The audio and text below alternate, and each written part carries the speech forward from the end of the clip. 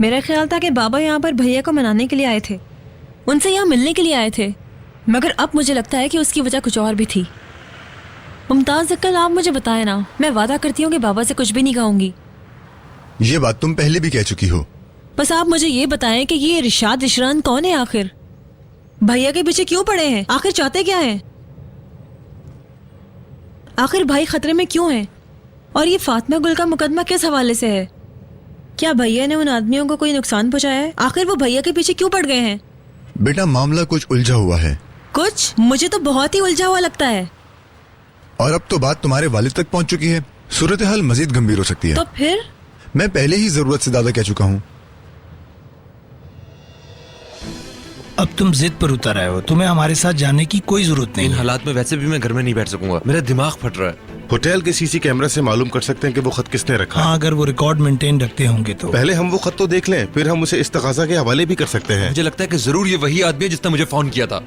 मगर इस खत में वुराल के मुकदमे का कोई जिक्र ही नहीं। ये तो फातिमा गुल के मुकदमे के हवाले से खतरात की निशानदही कर रहा है कादिर भाई। इस दफा युशरांस को भी मामले में शामिल किया जा रहा है और हमें मुकदमे से पहले उलझाने की कोशिश की जा रही हो। ये सब तो हमें वहाँ पहुँचकर ही मालूम होगा।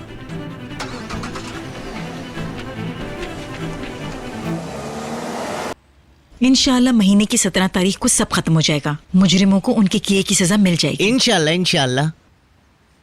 ये क्यों यहाँ आया है? करीम सुनेगा तो नाराज होगा। तुम्हें परेशान होने की जरूरत नहीं है, हम लोग सब मौजूद हैं यहाँ। आप लोग तो रानर साहब के खत से तवक्कुआत मत रखिएगा। वो खत बिल्कुल जारी निकला है और यशरान ने इस्तग़ाज़ा को यही समझा दिया है। मगर मेलतम भी तो बयान देगी ना, उसका बयान तो सुनेंगे लोग। मेलतम ऐसी कौन सी चीज कहेगी वहाँ? असल कहानी तो मैं उन्हें सुनाऊंगी। मैं उनकी काली करतूत पहले दिन से जानती हूँ। मैं करूंगी बात, सच कह रही हूँ। और फिर वो जो लड़का मर गया है, उसके भी तो माँ बाप होंगे ना वहाँ पे, वो भी हमारे लिए काफी होंगे। मैं सही कह रहा हूँ, हमारे लिए काफी होंगे। ऐसा वैसे कादिर भाई कह रहे थे। मगर वो हमारी कैसे मदद करेंगे? उन्होंने कहा था कि वो लड़के उस रात उन्हीं के घर पर छुपे हुए थे, मगर कादिर साहब के पास सबूत है कि वो लोग तो उस रात मुल्क से बाहर थे। कादिर साहब तो बड़े ही वकील हैं, पता नहीं क्या क्या मालूम किया होगा इन्होंने। भाभी तुम यहाँ की मेरी मदद करो कि बहुत सारा काम बाकी है अभी। हाँ हाँ, आ रही हूँ, सब्र करो। मुस्तफा माफ करना, हम यहाँ बैठ के बात नहीं कर पाएंगे। बहुत सारा काम है जो हमें मुकम्मल करना है, बुरा मत मानना। तो मैं सिर्फ बातें तो नहीं बना रहा हूँ। तो और क्या कर रहे हो? ये सब जरूरी मालूमात है सबके लिए। हम भी तुम्हारा साथ दे रहे हैं, मदद कर रहे हैं। तुम्हें जो भी साथ देना है, जो भी बात बतानी है, कादिर साहब को फोन करो और बात करो। हाँ, फोन कर लेना, फोन कर लेना। मैंने कुछ गलत नहीं किया, मैं यहाँ तुम्हें तंग करने नहीं आया था। मुस्तफा, हम सबके लिए बेहतर है कि तुम दोबारा यहाँ पे ना आओ। दरअसल मैं ये समझ रहा था कि करीम यहाँ होगा और मुझे उससे मिलने का मौका मिल जाएगा। यही तो मैं कहना चाहती हूँ तुमसे कि हो सकता है कि करीम ये ना चाहे कि वो तुमसे मिले और ना ही मैं तुमसे मिलूं। फिर क्यों आते हो तुम यहाँ पर? ठीक है, मैं समझ गया, माफी चाहता हूँ। तुम मोहतात रहना। मैं क्यों रहूं मोहतात? तुम्हें रहने की जरूरत है। ठीक है फिर, खुदाफिज।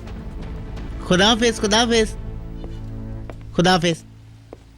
शाबाश लड़की, तुमने ठीक सुनाई। ये उसकी माँ का रेस्टोरेंट नहीं है कि जब दिल चाह मुंह उठाकर चला आया। सही कहा तुमने। अस्सलाम वालेकुम। वालेकुम सलाम। मैंने पहले से अपॉइंटमेंट नहीं लिया था, क्या इस दफा डॉक्टर मुझे बगैर अपॉइंटमेंट के देख सकती हैं? जी, अभी एक अपॉइंटमेंट कैंसिल हुआ है, मैं देख लेती हूँ। मेरे ख्याल में वो आपको देख लेंगी। आपका नाम? हजर नालचाली। आपका अपॉइंटमेंट अगले पीर को था ना? हाँ, मगर मैं बेहोश हो गई थी और मैं बहुत डर गई हूँ। जी, आप जल्दी ठीक हो जाएंगी, घबराएं नहीं। मैं आपका पीर का अपॉइंटमेंट कैंसिल कर देती हूँ। आपके शौहर ने भी फोन करके पूछा था, इसीलिए मुझे ये बात याद रह गई। आप रुके, मैं मालूम करती हूँ। सिकाई करना ना भूलिएगा और दवाइयाँ दिन में 2 दफा खानी है। और ये दवा जरूर लगाइएगा हर रात को सोने से पहले। हाँ, शुक्रिया शुक्रिया। अगले हफ्ते आपको दोबारा आना होगा मुआयने के लिए। तुम्हारा बहुत शुक्रिया बेटा। कोई बात नहीं, बस जल्द अच्छे हो जाएं। हेलो नील साहिबा। जी, मैं इत्वान की वालिदा बात कर रही हूँ। जी बोलिए। मैंने आपको फोन करने से पहले काफी सोचा। जिंदगी में पहली दफा इस तरह की बात कर रही हूँ किसी से, मगर ऐसा करना जरूरी था। अदवान को बिल्कुल यकीन नहीं आएगा कि मैंने ऐसा किया। जी बताइए, क्या बात करनी है आपने? मैं आपसे इल्तिजा करना चाहती हूँ। अदवान को एक मौका दें। मैंने अपनी जिंदगी में पहली दफा उसको इतना संजीदा और उदास देखा है। कभी किसी लड़की के लिए इतना तड़पते हुए और उदास नहीं देखा मैंने। माजरत चाहती हूँ, आपका कीमती वक्त ले रही हूँ, मगर एक माँ की हैसियत से मैं अपने बेटे के लिए कुछ करना चाह रही हूँ।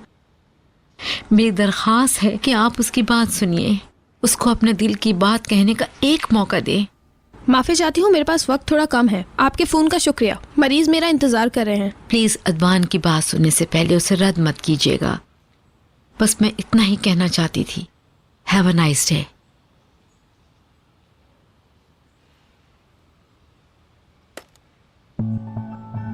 ये तुमने ठीक नहीं किया।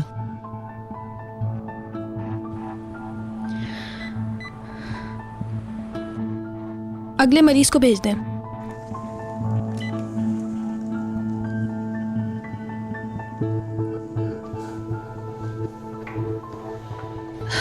इस तरह नहीं करना चाहिए था तुम्हें। तुम उन्हें उस लड़की को धोखा देने का मौका नहीं दे सकती। क्या कहेगा वो उससे?